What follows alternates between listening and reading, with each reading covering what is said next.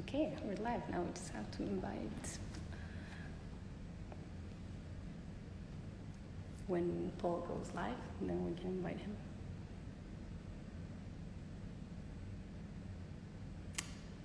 Hello. We're live at the Alberta Craft Gallery. We're going to do a spotlight tour with Paul van den Bijgaart.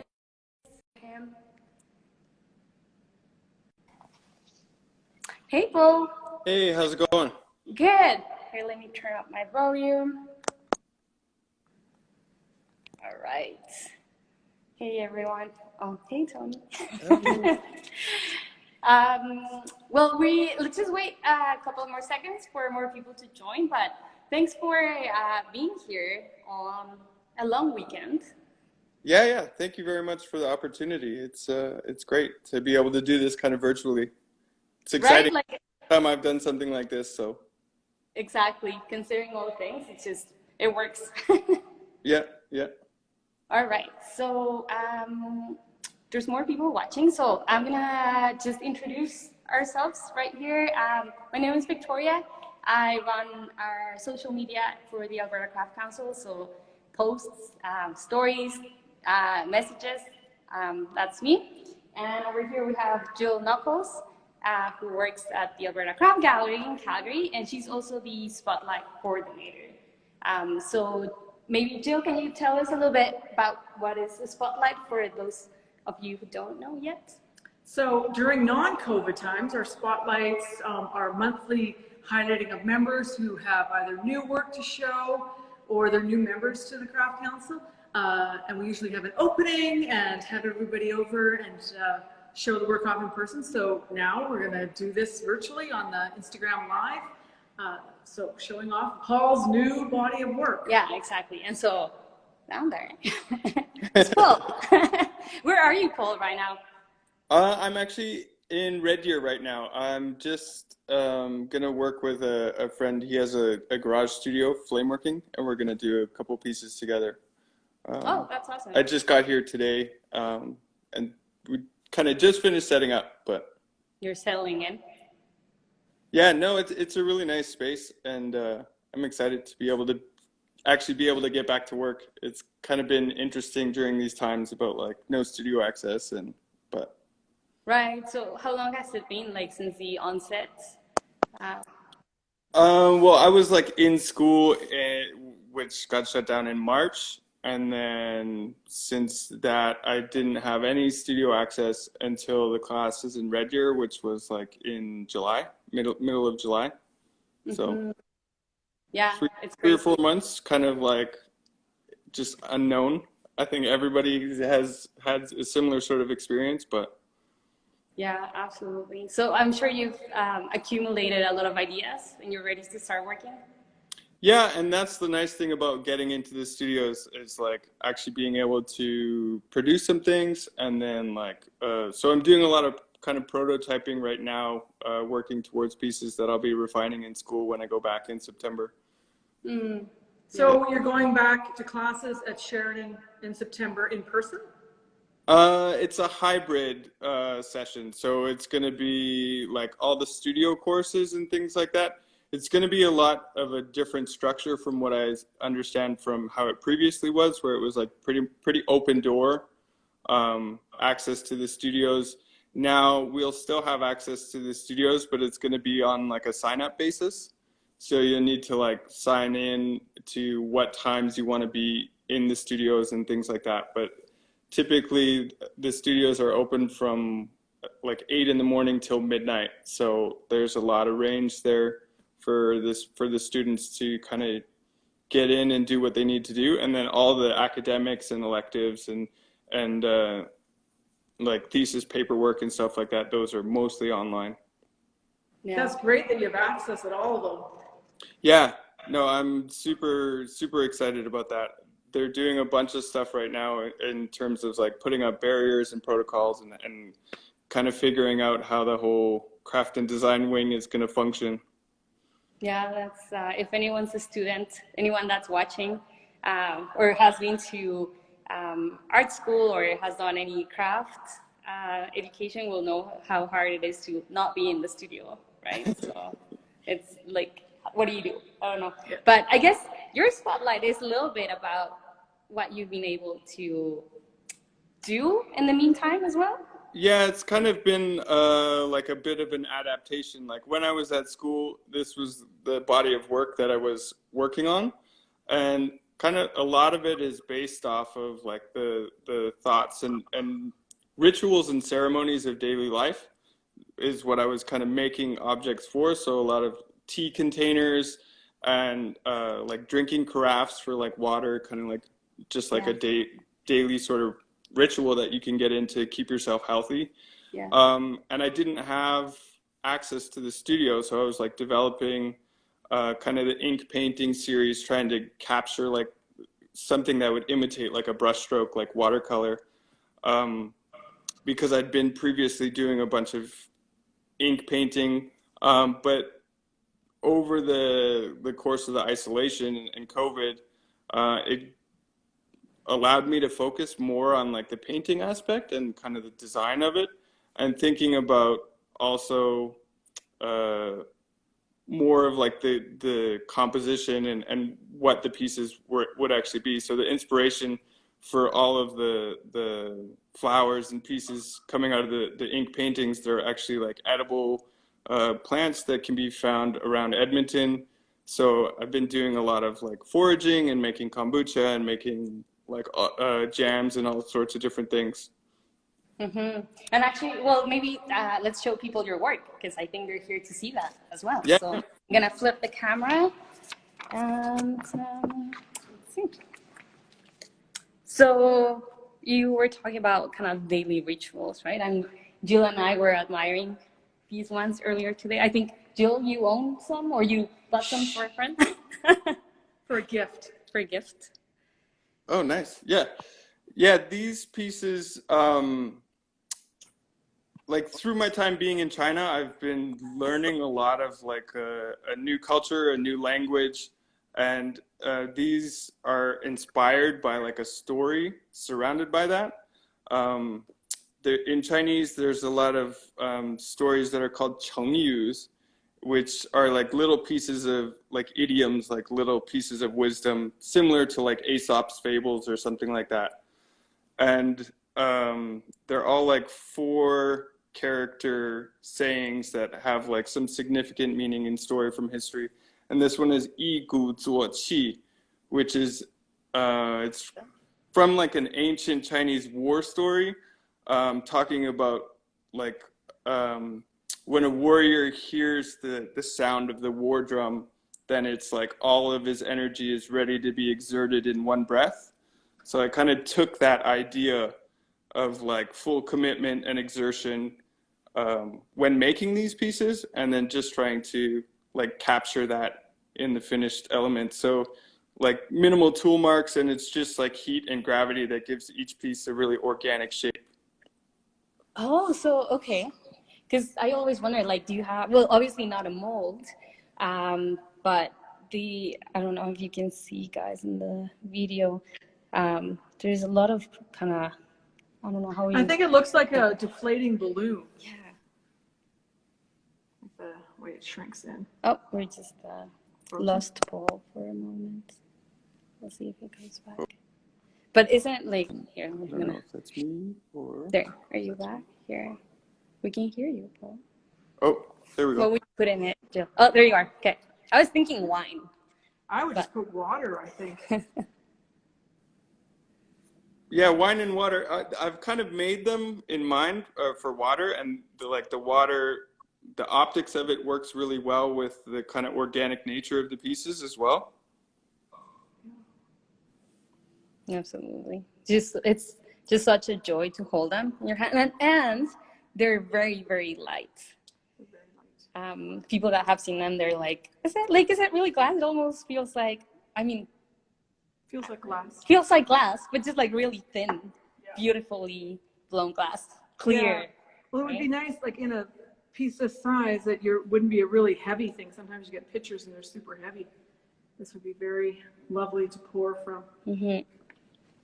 So, do you want to move on to the tea jars, Paul? And tell us a little bit more about those. We brought some of your other work out as well. Oh, nice. Yeah. But here, Bubble this series? is part of the spotlights over here, which is part of your ink series, right? Or Yeah, so this is a series that I've been developing over this last year in school, and really trying to explore and develop my own sort of aesthetic and technique of creating like a watercolor sort of ink effect in the hot glass. So these are all made in the hot shop, completely hot process, and I'm trying to I'd like to continue exploring more with like trying to get like landscapes style paintings. I'm really inspired by a lot of historical Chinese paintings and things like that. And after being in China and seeing the different like mountains and things like that, it's just a really big inspiration. So yeah, and I mean, we were at the Bright Nights series, where, what was it, 2 weeks ago? When you were talking to us about all your experience in China and doing classes. And it was just, I mean, like an amazing experience, right? Because you've been really, really immersed in that culture. yeah, totally. So My question is, how are you keeping the color so dark and inky? It's like pure color. So I don't use any fritz or anything like that. Like I use pure color bar, and try and apply it like later in the process, so then it holds its vibrancy. But it's really difficult also technically, because the like black and white are on opposite ends of the spectrum when you're blowing glass. Like glass blowers would understand that one is white is super stiff and black is super soft, which is just means how they react to the heat. So it's been a challenge to figure out how to put them together in a way that I can still get clean forms and somewhat have control over the material, but still have like a sort of spontaneous element to them as well. Yeah, this one here is really starting to get the landscape feeling. Mm-hmm. The layers. yeah, and then the cork part. Is it, well, obviously a beautiful design element. Is there any kind of special story with the tops there? So they're made as tea jars for loose leaf tea. Okay. So yeah. they're meant to be used. So yeah, meant to be used. I really try and make like functional pieces, like I kind of mentioned, that can fit into the rituals of daily life, or whatever ceremonies people kind of associate with. And for me, like I don't really drink coffee or anything like that, but there was like a process of just like being in China and taking the time to like sit down and really like enjoy your company and have tea in this sort of ceremonial process that was totally different than how it's consumed in North America, which is a really sort of interesting cultural thing. Yeah, like to-go cups, not so hot. Yeah. That is about ceremony. And I think that like craft is a lot about that, like kind of those everyday moments. There's obviously, you know, kind of sculptural pieces, things that you frame or have on display, right? But there's a beauty to the kind of everydayness of some of the objects that, you know, like ceramics, glass, metal, that you can create, textiles, right? Like warmth and like I said, usefulness, right? So yeah, totally. Yeah, even the process of like people that make with their hands, like there's like a ceremonial sort of thing in the studio of like what happens first, what happens next, and the more you dive into it, I think the more associated and comforting that process becomes. Mm-hmm. Yeah. I think you can tell that because when you get these objects, that's what it feels like, comforting, and they're nice to hold, they're nice to use. Yeah. So just everyone watching, if everyone or anyone's in Calgary, all of this is actually at the Alberta Craft Gallery in Calgary. which is on near Martin Loop, like 2 blocks away in South Calgary, Sea Space King Edward. And it is a wonderful space. It's been a little different right now, but we have an exhibition space. It's actually right behind us here as well as the shop where we have how many artists? 80 artists represented in the retail. Yeah. So if you can, I mean, we love doing the Instagram Live. It's a great way to bring all of this work out to you. But if you can come by and see it in person, you know, craft is also, it's got that thing where you have to like pick it up and hold it, right, in your hands. Shall we move on to the ink drawings? Do you want to, you know, you also mentioned those. So Sure, yeah. flip around. And I don't know, Paul, if you've been looking at some of the comments that people are leaving in the feed. Karen, anyways, we're gonna save this chat, but yeah, people were commenting on the black and white glass, and they don't like each other at all. So I guess lots of glass blowers here that know what you're talking about. Yeah, yeah. All right, so your drawings, we have how many? 6 of them? Yeah, 6 drawings. So there's. Do you consider them like a series? What comes first, the vessel or the flowers? I mean, I don't know. So it's kind of associated with each other, and I'm trying to like play with them together. And they're, once again, both heavily influenced by ancient Chinese sort of processes. One ink painting, and then there's another like ancient painting technique referred to as baimiao, which is like line drawing, typically of nature and stuff like that. So it's just trying to explore with like organic form in the vessels, and then have like a very refined and detailed sort of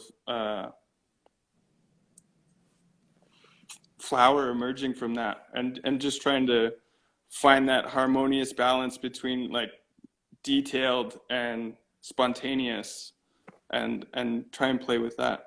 Mm-hmm. Yeah, I think that's part of the beauty of them. It's here, I'm just gonna show some other ones. And so yeah, every time I do like the ink process, it's very fast and immediate and spontaneous, and I try and keep it that way. And now I'm like really excited to get back into the hot shop and try and continue exploring and try and take that energy into the studio. Of that, like the control, but also letting loose a little bit. Yeah. So Yeah. I noticed in the Bright Nights talk that you did flame working as well as hot glass blowing. So is this kind of like the merge of two things as well? Like, why put those two different things together?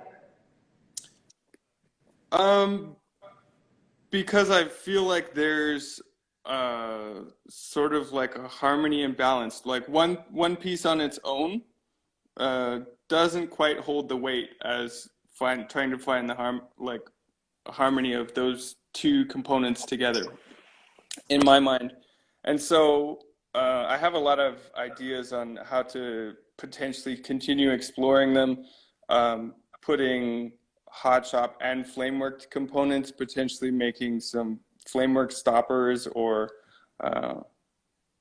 kind of a lot of different avenues that I might be able to explore with it, and hopefully other materials and stuff like that.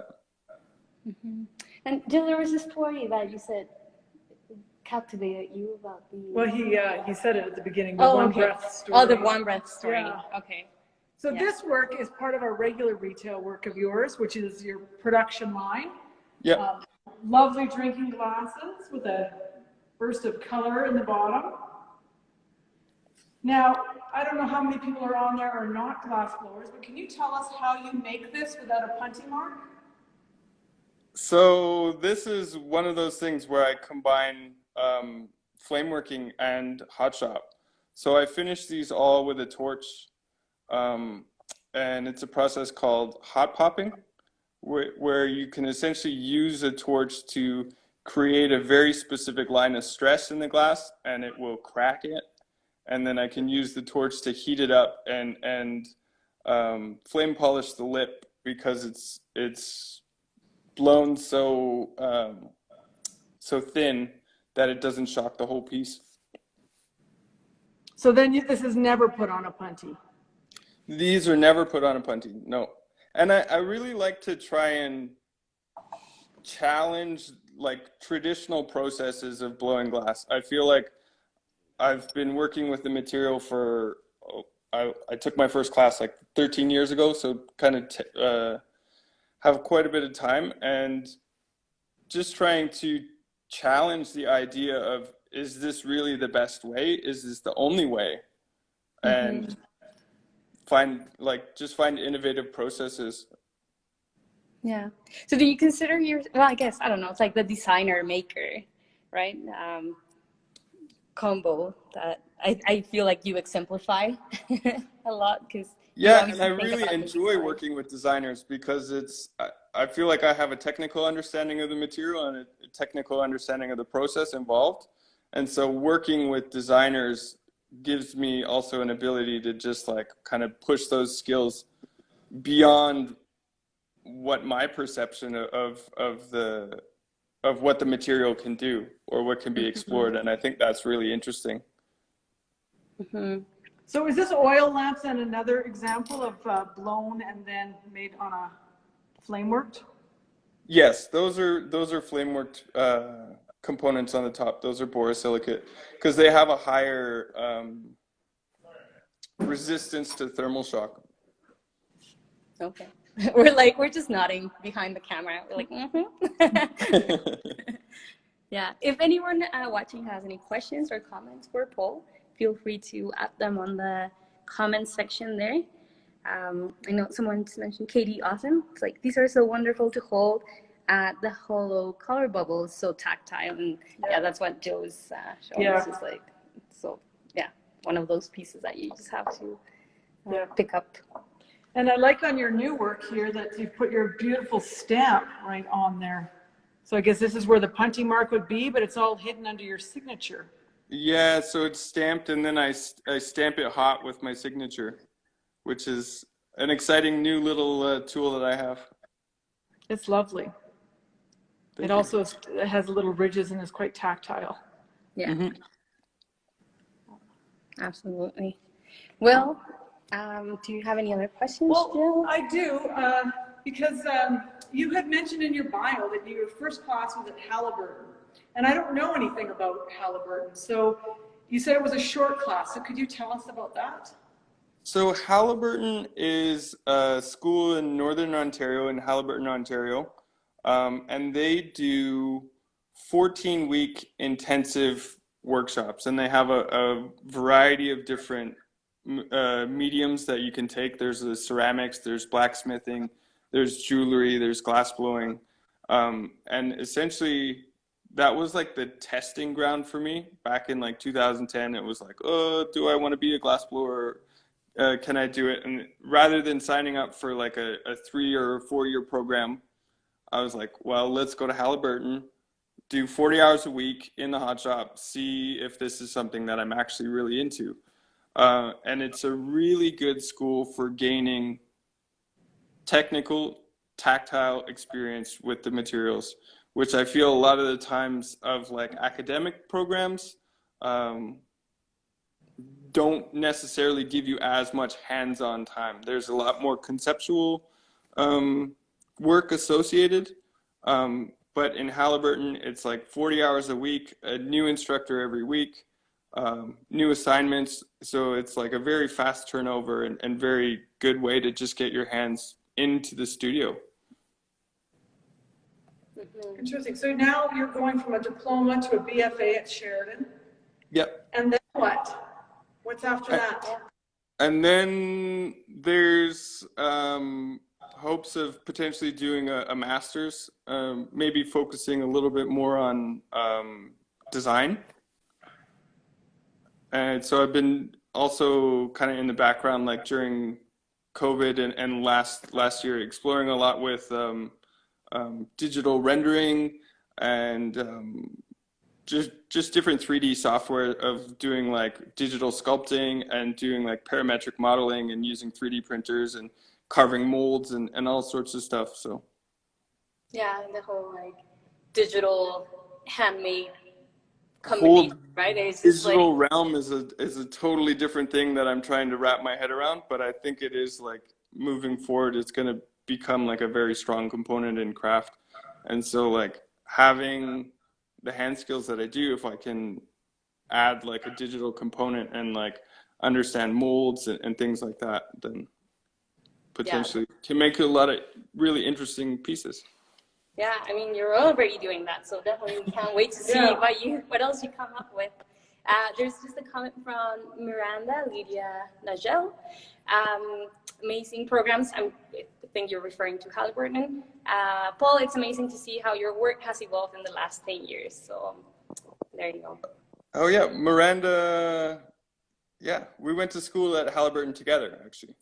Ah, there you go. So yeah, it's your crew is here.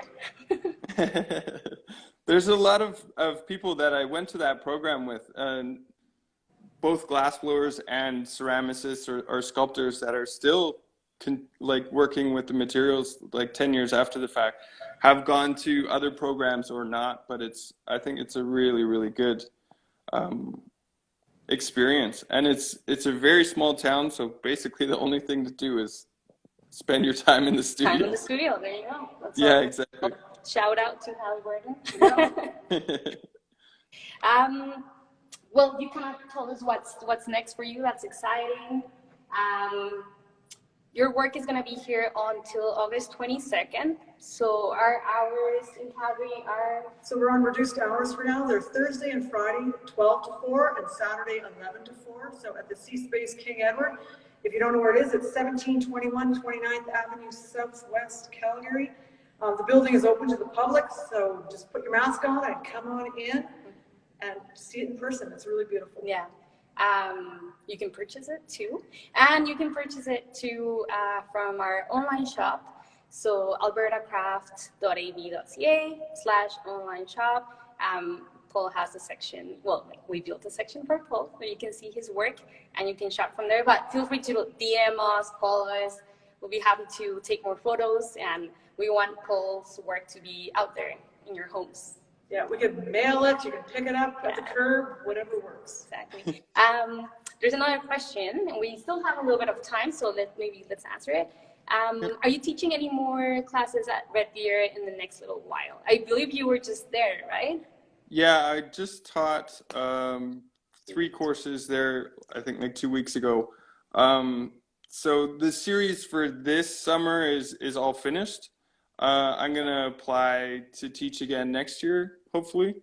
And then it was really good. And I think there was good feedback. So I'm hoping that I'll be back again next year. Nothing set in stone at the moment, but it's definitely a place that I like to continuously go back to and teach. And I have been for the last few years. So hopefully next year. Yeah. How can people keep in touch with you? Like, why would through Instagram is probably the best way. I'm trying to be more active in what I'm doing and what I'm up to. That was more difficult before with going to China and stuff like that, but I've been in Canada for the last little while now, so trying to keep up to date with everything that I'm up to and upcoming classes and things like that in either my story or my feed. And if you have any questions, like you can send me a direct message or anything like that. Yeah, just reach out, right? I think. Yeah, exactly. People forget there's actually like people behind all the objects that are eager to answer your questions. Yeah. It's just a little window into the world, right? Absolutely. Yeah. So before we let you go, we just wanted to tell you a little bit about our next spotlight. We used to have events, right, on Thursdays, where lots of people came and got to hang out and see the work and buy the work and just like hang out with the artists. But this Instagram live thing works, so we might be doing that again. Who's our next spotlight? Cheryl Renwick is our next spotlight artist, so she'll be up at the very end of August in September, and she is a fiber person. She's an amazing weaver, so that'll be exciting to have fiber in here next. Yeah, stay tuned. Anyways, I think that's all for us. Paul, do you want to add anything else before we let you go?